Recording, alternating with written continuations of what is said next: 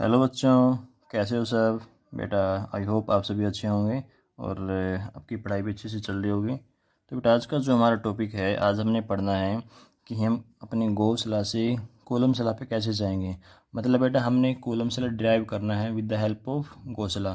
तो बेटा वही मैंने टॉपिक लिखा हुआ है, डिडक्शन ऑफ कॉलम सला विद द हेल्प ऑफ या यू कैन से फ्रॉम गौसला।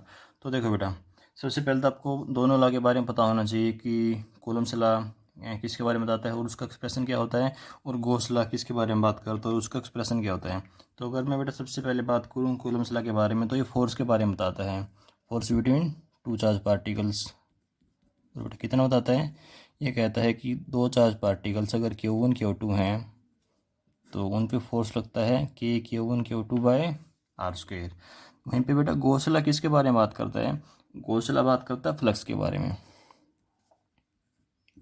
बेटा ये बताता है किसी क्लोज बॉडी में कितना फ्लक्स होता है, Q enclosed divide by epsilon naught. तो ठीक है बेटा, तो हमने आज यहाँ से यहाँ पे जाना है, यही हमारा टॉपिक है कि हम कैसे प्रूव करेंगे with the help of Gauss law Coulomb's law. ठीक है, तो देखो बेटा हम क्या करेंगे, सबसे पहले तो इसका हल्का सा डायग्राम समझिएगा।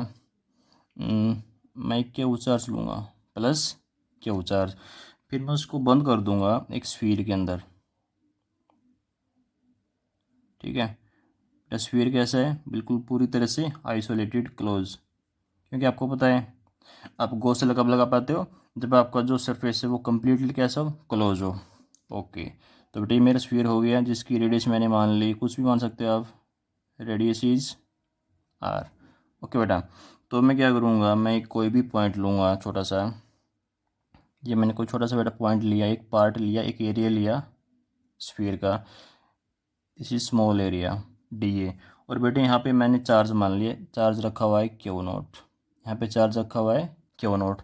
बेटा सेंटर पे कितना चार्ज है, प्लस क्यू, डी ए वाले पार्ट पे स्फीयर के कितना चार्ज माना मैंने, क्यू नोट। तो देखो अगर मैं यहाँ पे फोर्स निकाल लूँ with the help of Coulomb's law, इन दोनों चार्ज पार्टिकल के बीच में जो फोर्स होगा वो कितना होगा, क्या बोलता है अपना कूलम्ब्स लॉ, के Q1 Q2 by are square. तो यहाँ पे लगा दो, आपके पास क्या आना चाहिए, Q note by distance between Q1 Q note कितनी है, ये वाली, क्या है ये, रेडियस तो है, तो डिवाइड बाय आर का स्क्वायर। तो ठीक है बेटा, तो अभी हम वही करेंगे, हम एक्चुअली यहाँ पे ये जो मैंने क्यू नोट चार्ज माना है, मैं यहाँ पे फोर्स निकालूंगा, यहाँ पे क्या निकालूंगा, फोर्स निकालूंगा। अब आपको पता है कि फोर्स का बेसिक फॉर्मूला क्या होता है, आपने पढ़ रखा है, force is equal to Q E, force is equal to Q E. यहाँ पे क्यू कितना है, किस पे फोर्स निकाल रहे हो, इस वाले चार्ज पे, तो बेटा यहाँ पे फोर्स आ जाएगा, सॉरी चार्ज आ जाएगा क्यू नॉट ई। अब देखो वैसे तो हमको ये भी पता है कि इस पॉइंट पे इस चार्ज के कारण इलेक्ट्रिक फील्ड कितनी होगी, एक पॉइंट चार्ज है और ये डिस्टेंस कितनी है बेटा, आर।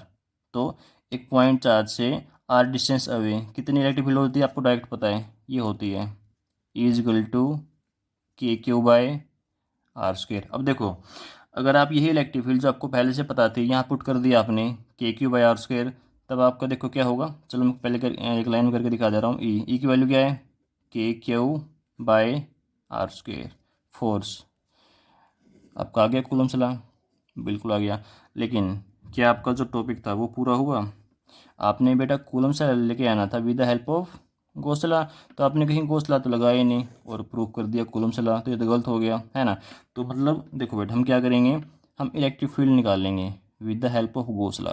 ठीक है ना, हम क्या करेंगे, इस पॉइंट पे इलेक्ट्रिक फील्ड निकाल लेंगे with the help of Gauss law. बेटा गॉस लॉ भी तो यूज़ करना है, जब क्वेश्चन बोल दिया कि यूज़ गॉस लॉ, ये तो मेन टॉपिक है, Coulomb's law from Gauss law. तो बेटा अभी हम क्या करेंगे, इस पॉइंट पे इलेक्ट्रिक फील्ड निकाल लेंगे यूजिंग गॉस लॉ।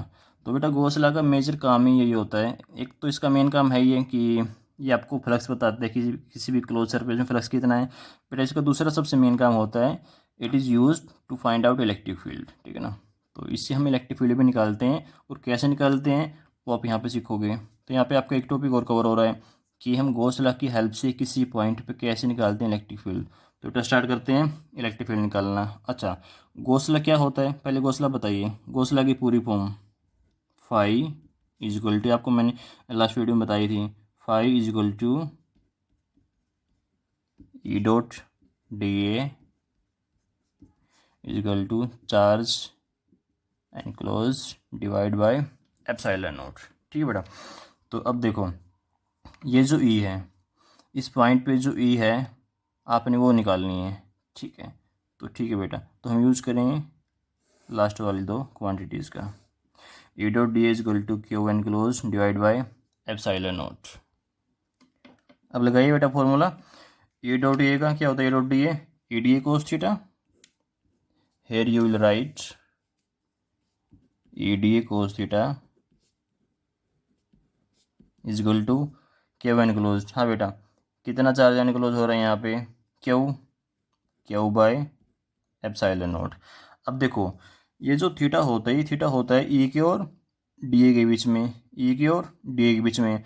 तो पहले यहाँ पे आप डायरेक्शंस तो लगाइए ई की और डी ए की। तो देखो बेटा, आपको मैंने बता रखा है, अगर आपको किसी भी पॉइंट पे चेक करनी है इलेक्ट्रिक फील्ड की डायरेक्शन, वहाँ पे एक पॉजिटिव चार्ज मानो, तो इसके कारण आप निकाल दो इलेक्ट्रिक फील्ड। तो ये वाला पॉजिटिव चार्ज यहाँ पे जो आपने माना है वो इसके कारण कहाँ जाएगा? रिपेल होगा। तो ये डायरेक्शन आ गई इलेक्ट्रिक फील्ड की। अब आपने डायरेक्शन निकालनी है इसी पॉइंट पे एरिया वेक्टर की। तो मैंने बता रखा है कि एरिया वेक्टर क्या होता है? किसी भी सरफेस के नॉर्मल। तो आप यहाँ पे ड्रा करिएगा नॉर्मल। और आपको पता है कि स्फीयर पे नॉर्मल क्या होता है? एक ऐसी लाइन जिसको अगर हम पीछे बढ़ाएं तो कहाँ से पास करें? वो सेंटर से। तो बेटा इस पॉइंट पे जो आपका एरिया वेक्टर है वो भी कैसे होगा? इलेक्ट्रिक फील्ड की डायरेक्शन में। तो दोनों एक डायरेक्शन में है, इलेक्ट्रिक फील्ड भी और एरिया वेक्टर भी। तो एंगल बिटवीन दैम जीरो। तो E D A cos zero, cos zero बेटा थीटा कितना हो गया? 0 डिग्री। तो E D A cos zero 1। तो यहाँ पे खाली क्या बचेगा बेटा? Integration of E D A is equal to Q by epsilon naught. अब देखो ये जो इलेक्ट्रिक फील्ड है ये कांस्टेंट है, क्योंकि देखो बेटा हर पॉइंट पे ये जो डिस्टेंस है आर ही रहेगी, आर आर आर आर। अगर डिस्टेंस सेम है तो चार्ज तो सेम है ही है। तो इलेक्ट्रिक फील्ड हर जगह पे के क्यू बाई आर स्क्वायर ही आएगी, इस पॉइंट पे भी इस पॉइंट पे भी। कहने का मतलब क्या है? इलेक्ट्रिक फील्ड यूनिफॉर्म है, इलेक्ट्रिक फील्ड कांस्टेंट है, इलेक्ट्रिक फील्ड इज कांस्टेंट। अगर आपको पता है इंटीग्रेशन का सिंपल सा रूल होता है, अगर कोई चीज़ कांस्टेंट है तो आप उसको बड़े आराम से बाहर निकाल सकते हो। तो इसको बाहर निकालिएगा। ये बेटा बाहर आ चुकी है।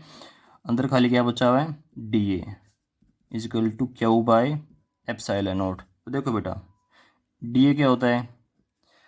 इंटीग्रेशन ऑफ डी ए, मतलब जितने भी आपके पास में यहाँ पे डी ए बन सकते हैं छोटे छोटे एरिया एलिमेंट्स, उन सबको जोड़ दो, उन सबको इंटीग्रेट कर दो। तो क्या बन जाएगा? ये टोटल एरिया ऑफ स्फीयर, या you can say total surface area of sphere. वो कितना होता है? 4πr², है ना। तो यहाँ पे आप कैसे लिखोगे? ई इंटीग्रेशन ऑफ डी, इसकी वैल्यू क्या हो जाएगी बेटा? इसकी वैल्यू हो जाएगी आपके पास में 4πr²। So 4πr² is equal to Q by epsilon naught. यहाँ से निकालिएगा इलेक्ट्रिक फील्ड, यहाँ से find out electric field will be is equal to Q by ये 4πr² नीचे 4πr² एप्सिलॉन नॉट। ठीक है बेटा। अब ये वाली इलेक्ट्रिक फील्ड वहाँ पुट कर दो। आपने देखो क्या करना है, आपने यहाँ पे जो चार्ज माना हुआ है क्यू नोट, इस पर फोर्स निकालना है ना। तो फोर्स का बेसिक फार्मूला क्या होता है? सबसे बेसिक फार्मूला फोर्स का charge multiply by electric field. किस चार्ज पे निकाल रहे हो? फोर्स क्यू नोट पे। तो यहाँ पे क्या आ जाएगा? क्यू नोट इंटू ई। बेटा आपको पता है ना, जब भी हम किसी भी चार्ज पार्टिकल को रखते हैं इलेक्ट्रिक फील्ड में तो उससे फोर्स लगता है कितना? क्यू नोट ई। तो यहाँ पे हमने क्यू नोट रखा हुआ था इलेक्ट्रिक फील्ड में, तो उस पर कितना फोर्स लगा? क्यू नोट ई। ई की वैल्यू ये रही जो आपने निकाल ली with the help of Gauss law. तो पुट करिएगा यहाँ पे, आपका कूलम्ब्स लॉ हाजिर है। Q naught into E. E क्या है बेटा? क्यू बाय 4π, इसको मैं आगे लिख दे रहा हूँ एप्सिलॉन नॉट को r²। ठीक है, तो इसको हल्का सा राइट करिएगा, वैसे तो आपको दिख ही रहा होगा। एफ इज इक्वल टू, ये देखो बेटा अगर मैं यहाँ पे 1 लगा दूँ तो 1/4π एप्सिलॉन नॉट। ये क्या होता है? ये तो के होता है।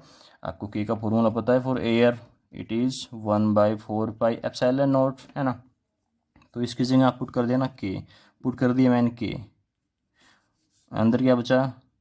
Q not divide by r²। तो बेटा यही तो क्या है, this is yours Coulomb's law, this is your Coulomb's law. Writing हो गई खराब। चलो ठीक है बेटा, तो ये सब कुछ था इस टॉपिक के बारे में। तो ठीक है, अब थैंक यू बेटा वीडियो देखने के लिए, और अगर अच्छी लगे तो लाइक वगैरह कर दिया करो, थोड़ा सा मोटिवेशन मिलता है। थैंक यू बेटा।